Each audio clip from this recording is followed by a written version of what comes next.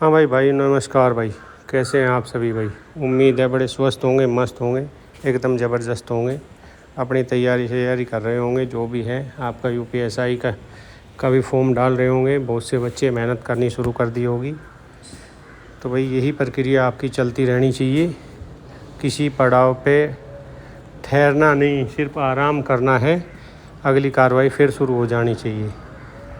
तो चलो भाई आज पॉइंट पे आते हैं। इसके बाद में ये बातें बाद में भी कर लेंगे। भाई Uttar Pradesh police head operator भर्ती 2022, ये भर्ती भाई आपकी बहुत ख़तरनाक मोड़ ले रही है और बिना किसी कारण के बहुत ख़तरनाक मोड़ ले रही है।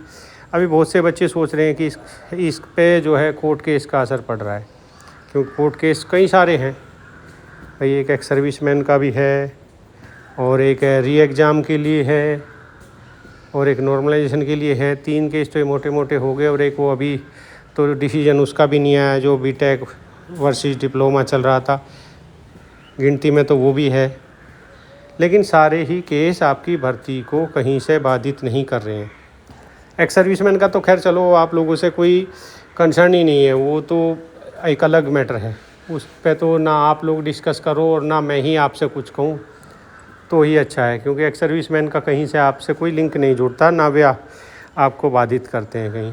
बाकी ये री एग्ज़ाम वाला है, री एग्ज़ाम वाला कोई चांस नहीं बनता। उसके बाद में नॉर्मलाइजेशन वाला है। नॉर्मलाइजेशन में तो भाई ये आप सभी जानते हैं कि जितने बच्चे एग्ज़ाम देते हैं, चाहे वो ज्वाइन करेंगे या नहीं करेंगे, वो बाहर निकाले जाएंगे। भर्ती वो उनको डॉक्यूमेंट में अनफिट करेंगे या जैसे भी जो भी हो, सब बच्चों को आज तक कोई भर्ती ऐसी नहीं गई कि भाई उसी बेस पे ना हुआ नॉर्मलाइजेशन। और इसमें भी ऐसे ही हुआ है, सेम तरीका है, कोई अलग से तो नया रूल निकल के नहीं आया है। तो अभी इसके लिए भी कोर्ट केस करके बैठोगे तो नहीं चलेगा भाई। देखो सेलेक्ट वही होगा जिसकी किस्मत है, क्योंकि मेहनत तो सभी ने बराबर की है। जो यहाँ तक इस पड़ाव तक पहुँचे हैं, फाइनल मेरिट से पहले तक, फिजिकल तक जो भी पहुँचे हैं, उन बच्चों ने भाई अपना बेस्ट नहीं सुपर बेस्ट दिया है। ठीक है, तो वो यहाँ तक पहुँचे हैं तो मेहनत तो उन्होंने भी की है। लेकिन भाई सेलेक्ट तो 936 ही होने हैं, इसमें कोई दो राय नहीं है। ठीक है मेरे भाई, सेलेक्ट 936 ही होने हैं, तो 936 वे होंगे भाई जिनका लक साथ दे रहा होगा। बाकी ऐसा नहीं है कि जो सेलेक्ट नहीं हुए कि वे कमज़ोर हैं, हो सकता है उनसे भी बेहतर होंगे। लेकिन एग्जाम एक क्वेश्चन अप डाउन होते ही एक अंदर एक बार हो जाता है। तो इसलिए इसमें कोई टेंशन लेने की चीज़ नहीं है भाई। मेहनत करते रहोगे तो एक दिन सक्सेस आपके पास भी आएगी। ठीक है, यूपीएसआई आया है तो यूपीएसआई की तैयारी करो। और भी बच्चों ने रेलवे वगैरह के भी एग्ज़ाम दिए हुए हैं, वहाँ भी भाई उन्होंने अच्छा ही किया तो उनका वहाँ भी रिज़ल्ट अच्छा ही मिलेगा। बाकी कोर्ट केस की तरफ से टेंशन मत लो। आपका मेडिकल की बात आती है, मेडिकल आपका भर्ती बोर्ड जानबूझ के लटका रहा है, क्योंकि जब कोर्ट केस इफ़ेक्टिव नहीं है तो फिर मेडिकल डिले क्यों हो रहा है? मेडिकल आपका अभी तक तो कहीं बोर्ड ही गठित नहीं है, कोई बोर्ड ही गठित नहीं है अभी तक तो, कि कब से होगा कब से नहीं होगा। तो भाई आप लोग को आश्वासन दे देते हैं, पहले दिया था 15 तारीख तक दिया था, फिर 25 तक दिया, अभी अगले महीने की 10 तारीख तक दिया है।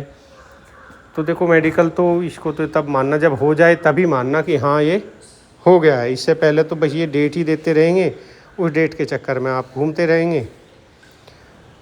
तो भाई बाकी इसमें ऐसा कोर्ट की तरफ वाला कुछ नहीं है, इस चीज़ से आप निश्चिंत रहो।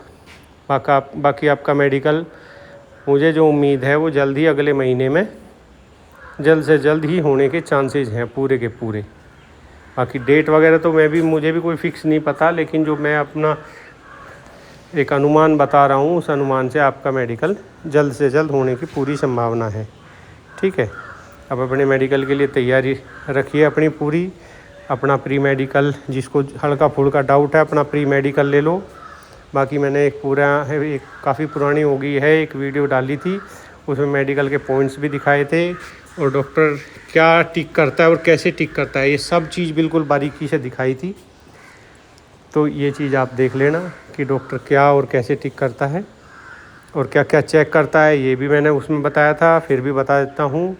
मेडिकल में आपका इतना ज़्यादा मोटा मोटा कुछ चेक नहीं होगा, बिल्कुल हल्का फुल्का नॉर्मली होता है। ऐसा कोई वो नहीं है कि आपको बिल्कुल एक्सरे करके ही देखा जाएगा, हल्का फुल्का होता है। ब्लड टेस्ट आपका होना ही नहीं है।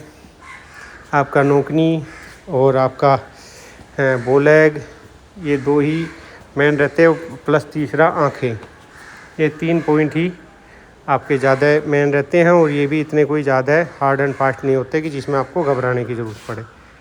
बाकी आप अपना आराम से तैयारी करते रहो। मेडिकल होते ही जैसे ही होगा, मुझे जो अंदाज़ा मेरा है, मुझे अनुमान लग रहा है कि भाई आपका जो ज्वाइनिंग है शायद है असिस्टेंट ऑपरेटर और वर्कशॉप के साथ ही कराने की तैयारी में है। उनको बेशक थोड़ा डिले किया जाए, आपको थोड़ा फास्ट कर दिया जाए मेडिकल होने के बाद में। अगर आपका अगले महीने में मेडिकल हो जाता है तो 99% आपकी ज्वाइनिंग भी उनके साथ ही होनी है। ठीक है मेरे भाई, बाकी आप अपनी तैयारी करते रहें, ठीक ठाक रहें, स्वस्थ रहें, मस्त रहें। ठीक है भाई, और अपना फॉर्म जो भी निकले हैं सारे फॉर्म डाल लें। IBPS का बैंक का फॉर्म निकला है, अच्छी खासी वैकेंसी है, बढ़िया फॉर्म है, तो उसमें भी डाल सकते हैं, बहुत बढ़िया है। और आपका कांस्टेबल का भी दोबारा से नई वैकेंसी आने वाली है यूपी कांस्टेबल की। जो बच्चे थोड़ा अपने आप को ये सोचते हैं कि हम कांस्टेबल के लेवल पे ही चलना पसंद करेंगे, तो भाई अपनी अपनी चॉइस है, वो कांस्टेबल लेवल का भी डाल सकते हैं।